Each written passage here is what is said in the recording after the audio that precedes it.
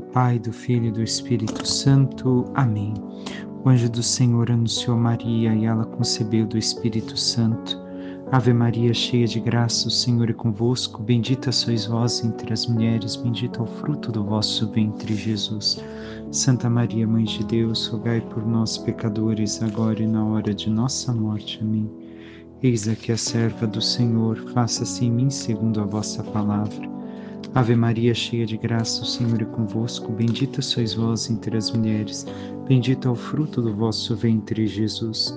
Santa Maria, Mãe de Deus, rogai por nós, pecadores, agora e na hora de nossa morte. Amém. E o Verbo divino se fez carne e habitou entre nós. Ave Maria, cheia de graça, o Senhor é convosco. Bendita sois vós entre as mulheres, bendito é o fruto do vosso ventre, Jesus.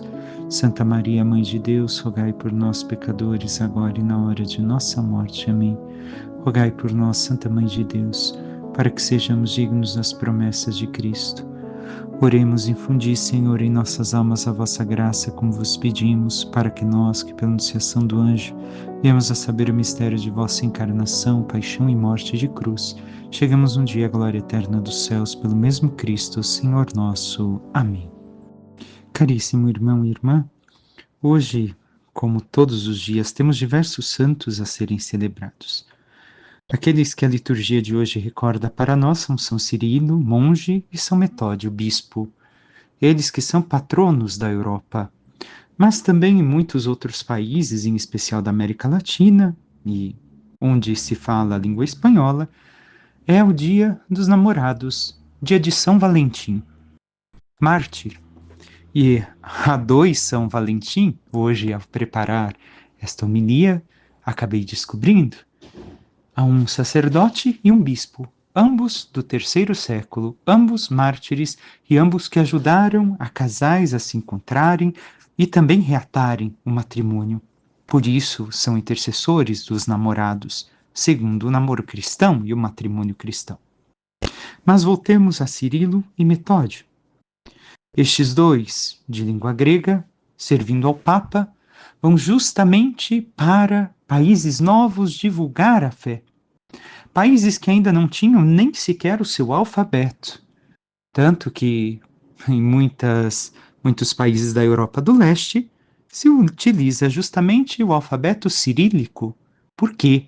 Porque foi Cirilo quem ajudou a constituir um novo alfabeto para expressar aquela língua e aquela cultura. A Igreja, tão condenada por aqueles que hoje ainda a perseguem, foi quem realmente ajudou a constituir tantos povos que hoje restam com sua cultura e sua escrita, seu modo de falar, sua música. Assim, estes dois atravessaram grandes regiões propagando a fé, a única e verdadeira fé.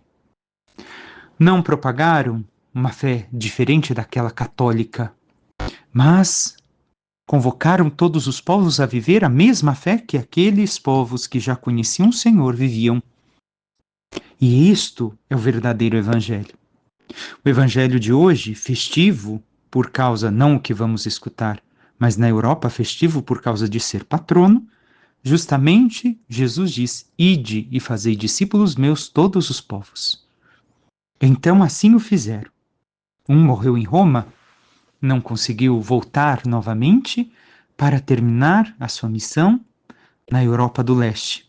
Outro morre por aquelas terras, evangelizando, ensinando a verdadeira e única fé ao Senhor. Não aguando a fé, colocando, não, espera, vamos adaptar. Não. Fiéis ao Evangelho, fiéis à santidade de Cristo, fiéis à Igreja. Isso nos questiona. Também nós somos fiéis à única e verdadeira fé? Passemos ao Evangelho. Escutemos o que São Marcos continua a nos dizer. Naquele tempo, Jesus saiu de novo da região de Tiro, passou por Sidônia e continuou até o mar da Galileia, atravessando a região da Decápole.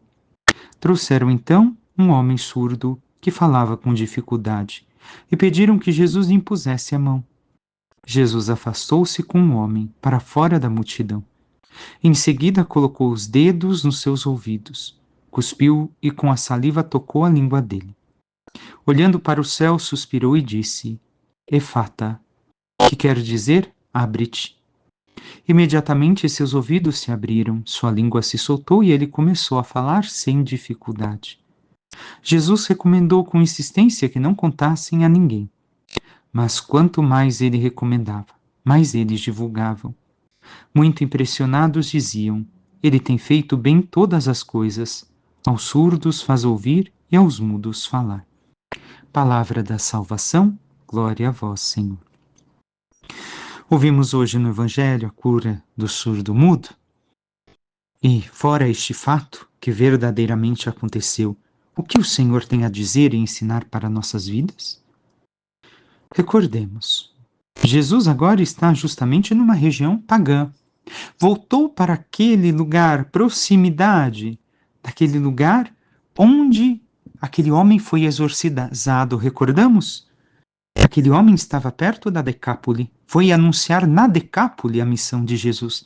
E agora Jesus se encontra ali, atravessando esta região da Decápole, onde aquele homem exorcizado havia já proclamado o nome de Jesus, as maravilhas que Jesus operara em sua vida. E vendo Jesus, já tendo conhecimento de quem era, trazem a ele um surdo-mudo. Um surdo que tem dificuldade de falar. E Jesus o que faz? Jesus não o expõe. Jesus se aparta. Quer ter com ele um contato íntimo. E ali vai realizar a obra na vida deste homem. Assim também simbolizando aquilo que o Senhor quer ter conosco. Não somente os momentos em que vivemos a nossa fé em comunidade, na missa, no grupo de oração, nos momentos de oração, de liturgias da igreja, mas também na intimidade.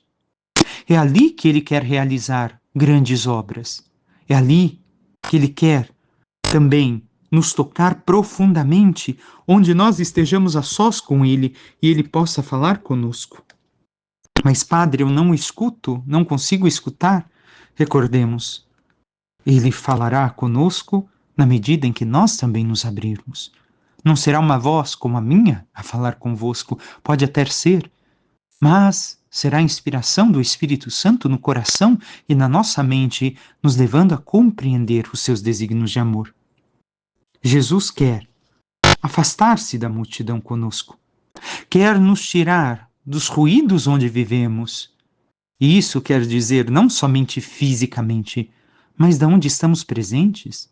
O mundo, que tantas vezes nos impede de estar a sós com Jesus e de escutar plenamente sua voz.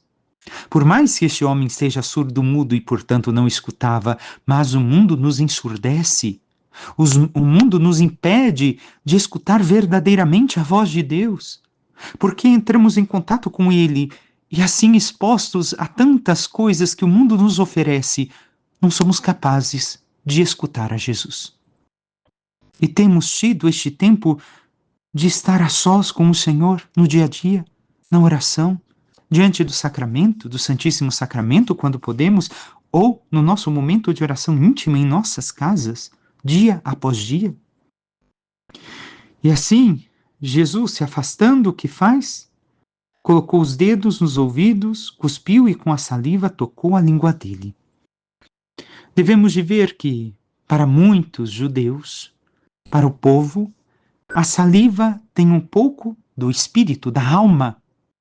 Então é como se Jesus colocasse naquele homem, na sua língua, o Espírito Santo, a sua vida. A vida que sai de Jesus e agora toca a língua deste homem, que já havia sido tocado pelos dedos de Jesus no seu ouvido. Jesus opera diferente conforme alguma cura ou libertação que ele vai realizar, utilizando daquilo que nós vivemos, das nossas coisas naturais, utilizando das leis ordinárias da natureza, que surpreende com o sinal da sua divina vontade. E Jesus assim o fez com este homem. Lhe concede, de certa forma, a sua vida, o seu espírito.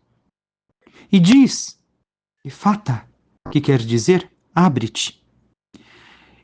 Esta palavra, desde a antiguidade, era usada na liturgia do batismo. Hoje se usa menos, não é obrigatório mais o padre usar, mas já temos registros da antiguidade cristã. Infelizmente, há algumas décadas caiu em desuso. E Santo Ambrósio vai explicar este gesto. Por que o sacerdote imita e faz isso que Jesus fez?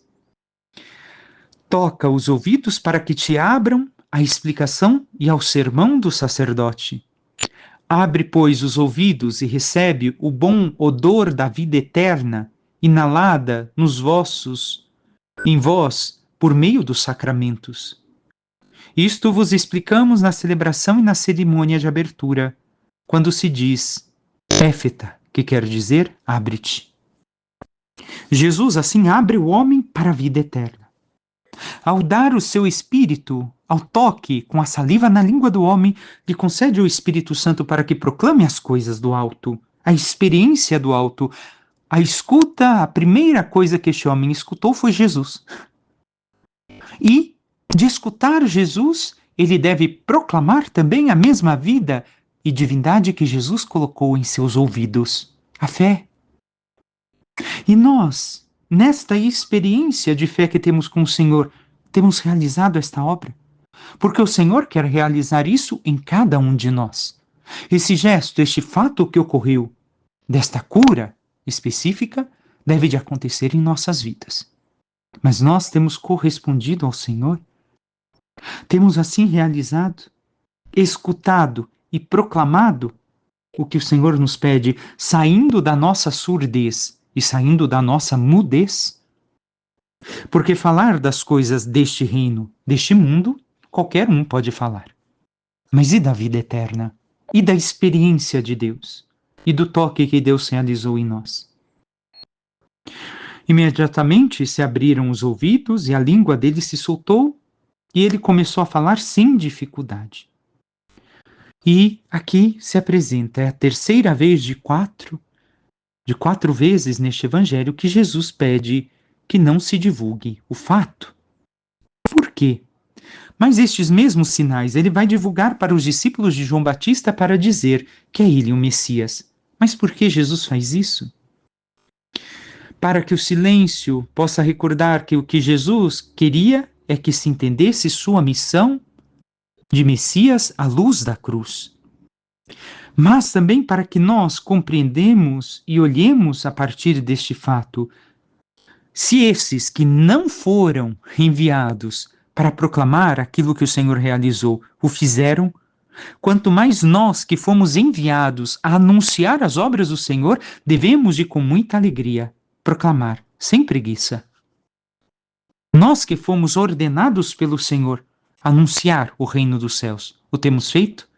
Sem preguiça e com alegria? E com maior entusiasmo do que aqueles que receberam os milagres de Jesus? O Salmo, no seu refrão, nos diz: feliz é aquele cuja falta é perdoada. Feliz o homem que foi perdoado e cuja falta já foi encoberta. Feliz o homem a quem o Senhor não olha mais como sendo culpado, e em cuja alma não há falsidade.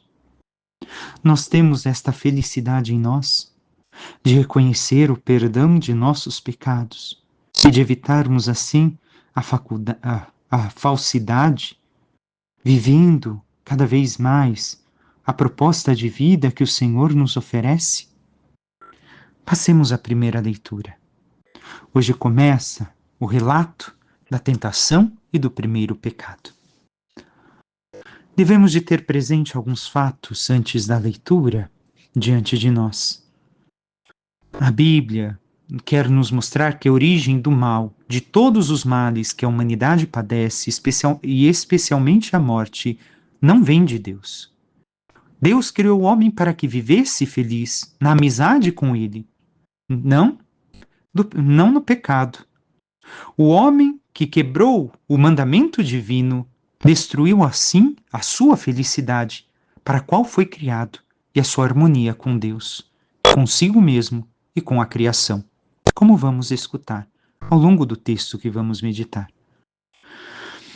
Na descrição do pecado original e de suas consequências, nós vemos os fatos do que ali está representado no jardim, a árvore, a serpente, para expressar uma grande verdade histórica e religiosa, que o homem no começo de sua caminhada sobre a terra desobedeceu a Deus, e que essa é a causa de que exista o mal. Mas se descobre ao mesmo tempo que as consequências do pecado, em que os olhos da alma se cegam, a razão se crê autossuficiente para entender tudo, prescindindo de Deus. É uma tentação sutil, que se ampara na dignidade da inteligência que Deus Pai nos deu, para que o conheçamos e o amemos livremente. Mas foi mal utilizada. Entremos no texto. A serpente era o mais astuto de todos os animais dos campos que o Senhor Deus tinha feito. Ela disse à mulher: É verdade que Deus vos disse: Não comereis de nenhuma das árvores do jardim? A serpente representa para nós o diabo, um ser que verdadeiramente existe e que distorce os desígnios de Deus para que o homem se perca. Ele escolheu a desobediência. E os nossos pais, por sua voz sedutora, oposta a Deus, que por inveja os fez cair na morte, se levaram pelo diabo. Recordemos, o inferno não foi criado para nós, mas para o diabo e para seus anjos. Sigamos o texto. E a mulher respondeu à serpente: Do fruto das árvores do jardim nós podemos comer, mas do fruto da árvore que está no meio do jardim, Deus disse: Não comais dele, nem sequer o toqueis, do contrário, morrereis. A serpente disse à mulher: Não vós não morrereis. Mas Deus sabe que no dia em que dele comerdes, vossos olhos se abrirão, e vós sereis como Deus, conhecendo o bem e o mal. Vemos aqui a tática de Satanás, o diálogo com Eva. Recordemos, nossos primeiros pais, a primeira criação, tinham os chamados dons préternaturais, porque viviam na amizade com Deus, dons que nós perdemos e que alguns santos, por causa da sua santidade, Deus lhes concede novamente estes dons para graça do povo de Deus e glória do próprio nome de Deus. E assim nós vemos que se eles que tinham tanto conhecimento, dialogando com a serpente em especial, no papel de Eva, caíram no pecado, quem somos nós para dialogar com a tentação? Meu irmão, minha irmã, com o demônio não se dialoga. Com o pecado não se tem conversa. Nós devemos de fugir do pecado como o próprio diabo foge da cruz. Fugir do demônio como ele mesmo foge da cruz. E não tentar conversar. Vemos o quanto tem uma voz sedutora e um jogo de palavras, porque ele tem um certo, ou melhor, um grande nível de conhecimento ao qual nós, seres humanos, por causa da fragilidade humana e do pecado, não temos. E nós? Temos realmente fugido do pecado, da tentação, do diálogo com o pecado, do diálogo com o demônio? Ai não, é como aquele que está em dieta e coloca um doce na frente dele. E tem uma vontade fraca. Não, espera aí, eu vou conseguir superar. É só um pedacinho de doce. Quando você vê, já comeu o doce inteiro. Não é assim? A maior parte das pessoas não são fracas desse modo. Nós todos devemos de entender que somos fracos diante do demônio em relação àquilo que é o diálogo, o discurso que ele nos oferece. E conhecendo a vontade de Deus, devemos de imediatamente rejeitar qualquer proposta? Não, peraí, eu não vou cair. Não, eu sei que essa série, esse filme aqui, tem umas cenas indecentes, ou tem algumas coisas contra a fé, mas imagina, eu sou forte. Bem, parabéns, você está dialogando com o mal. Está dialogando com a tentação, e você é mais fraca do que ela. Se você não tem uma vida de fé e de oração profunda, até mesmo os padres exorcistas desaconselham assistir certo tipo de coisas. E como nós temos vivido a nossa vida? Tentando dialogar com o pecado, com o que todos vivem e que é errado, e nós achamos que comigo não acontecerá? Temos cedido àqueles pensamentos de pecado que muitas vezes vêm em nossa mente? Recordemos, o diabo não fez ninguém cometer o pecado. Ele tentou. Adão e Eva cometeram porque quiseram, na sua liberdade. Também nós podemos ser assim. O demônio mostra, olha, mas hoje em especial, jovens, hoje todo mundo faz. Por que você não vai fazer? Aproveita a vida. Não, Deus quer te enganar. Não tem nada demais. Olha, você fez uma vez, não te aconteceu nada. Não confia em Deus, não. Olha que bobeira. Olha lá, os outros fazem, nada vai acontecer. Cuidado. A qualquer momento o Senhor pode pedir conta de sua alma. E que conta você vai prestar? O demônio, o que quer é te mandar para o inferno. E assim o demônio vai agindo na nossa vida com realismo excepcional. A tática dele na tentação é mentir a verdade, falsear a verdade do que Deus disse, introduzir uma suspeita sobre as verdadeiras intenções e os planos divinos para conosco, e finalmente apresentar a Deus como um inimigo do homem. Como assim hoje a humanidade, depois das revoluções, vive. Recordemos, Deus não é nosso inimigo. Deus é nosso amigo.